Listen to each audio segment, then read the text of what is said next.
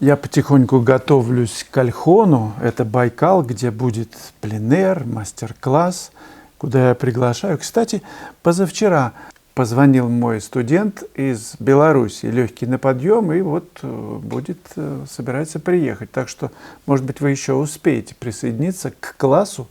2 будут группы на Альхоне. Пишите сообщения в WhatsApp, и мы пообщаемся на эту тему. Почему художники любят осенью писать или весной? Ну вот больше, чем летом. Как вы думаете? Есть какие-то идеи? Напишите. Я люблю по причине того, что я пишу пространство. И оно больше открыто. Зелень скрывает пространство. А когда ветки пустые, или они такие реденькие, через них можно больше увидеть то, что они скрывают. И тогда у художника появляется больше шансов изобразить это пространство. Ну а раз так, живопись получается богаче. Чем больше в пространстве кусочков, пятен, тем она богаче. Тем более лоскутнее и мягче, теплее одеяло. Ну так вот, поскольку я собираюсь, готовлюсь, я хочу вам показать, как я, например, догрунтовываю холсты. Друзья, в каждом доме найдется какая-нибудь поверхность. Ну вот это вот просто столешница от какого-то там старого стола, который я использую, чтобы здесь подгрунтовывать обычный холст, который я покупаю в магазине, рулонный. Ну, это итальянский Караваджо, но я думаю, любой подойдет. Не все загрунтованы водоэмульсионкой. Обычно это сейчас акриловый грунт. И для тех, кто хочет писать на водоэмульсионном, на тянущем грунте, либо попробовать, можете просто подгрунтовывать уже имеющиеся холсты. Ну вот, на этой поверхности я пристреливаю шестерочкой вот с скобами 6 миллиметров. Чуть-чуть натягиваю, ну, чтобы напряжение было, да.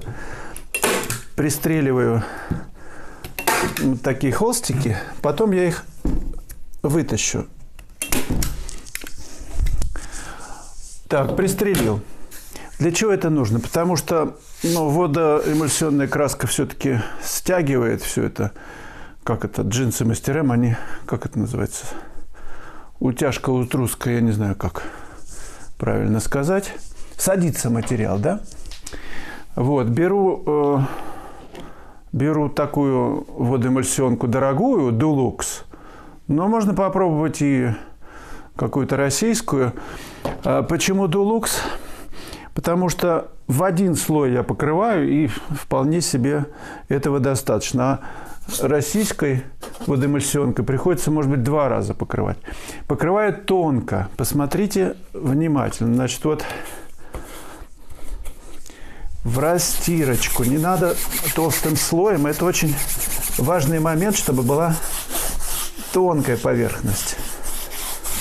Потому что, зачем толстая? Она может потом отваливаться. Все, тонко. 1 раз прокрыл, готово. Все. Легко касаясь. И пусть себе сохнет. Когда высохнет, я беру...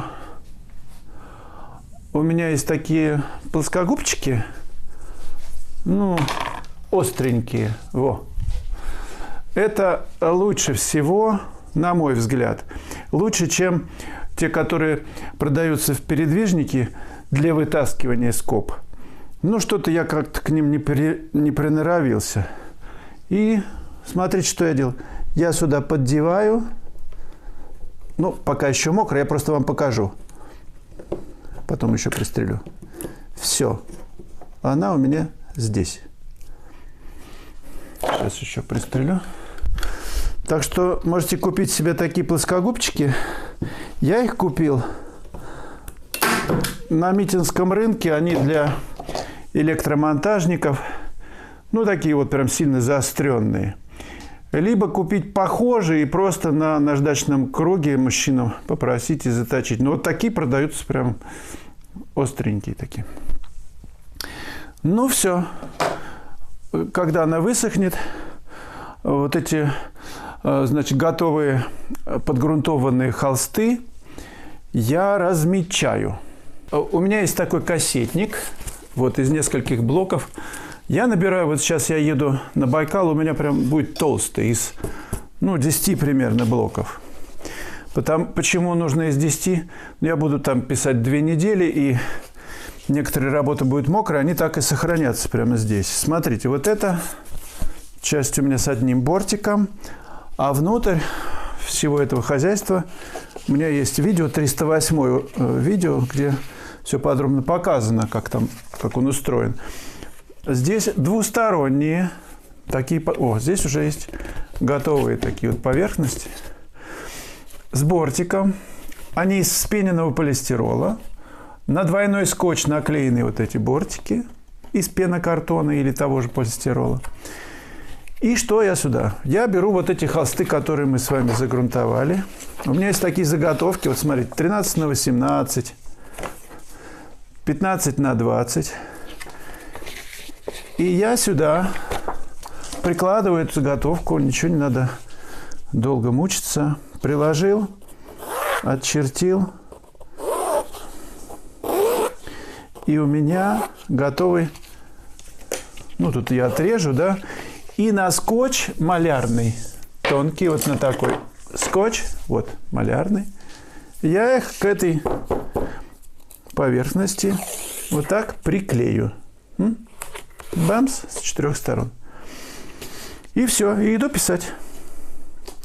Потом эти холстики, прихожу в мастерскую, могу их отлепить, положить сушиться. Эта поверхность будет готова для другой работы. Они сушатся. Вполне себе за 2-3 дня они будут уже готовы.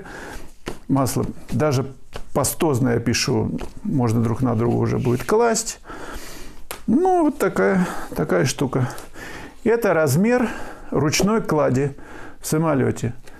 40 на 50. Разрешенный размер. И здесь вот наберется там у них 20, по-моему, разрешенный. Так что все в порядке. На таких же, вот они готовы у меня, видите? Вот на них они наклеены, я буду работать. Это имприматурка любого размера.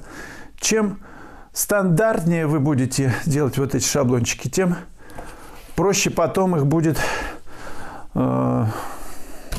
обрамлять. Ведь же стандартные рамы легче купить, чем нестандартные заказывать. А это вот 30 на 40 внутри с бортиками будет уже для рамы, для подрамника 30 на 40. Все. Он тоже наклеен, здесь он наклеен на двойной скотч. Вот он, липкий. Полосочки двойного скотча широко. На него налепили. И пишите себе на здоровье, удачи. 46-й урок. Чеховка в Гурзуфе. Довольно-таки серый день, солнца нет, рассеянный свет, но очень четко прорисовываются сдержанные тональности гор, неба, стены белой, вот этой беленой мазанки, зеленый забор, двери, зелень, кипарис, дорога. Все это спокойно, сдержанно, и нужно написать именно это состояние. Задача не из легких, но тем интереснее. Пусть все наши работы будут разными, пусть в них будут отражаться разные состояния природы. Тогда наша живопись будет многогранной, широкой, яркой. Я подробнейшим образом показываю, как ведется работа, что происходит на палитре, какой мотив.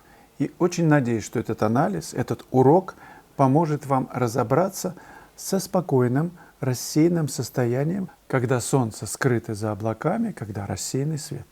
46-й урок.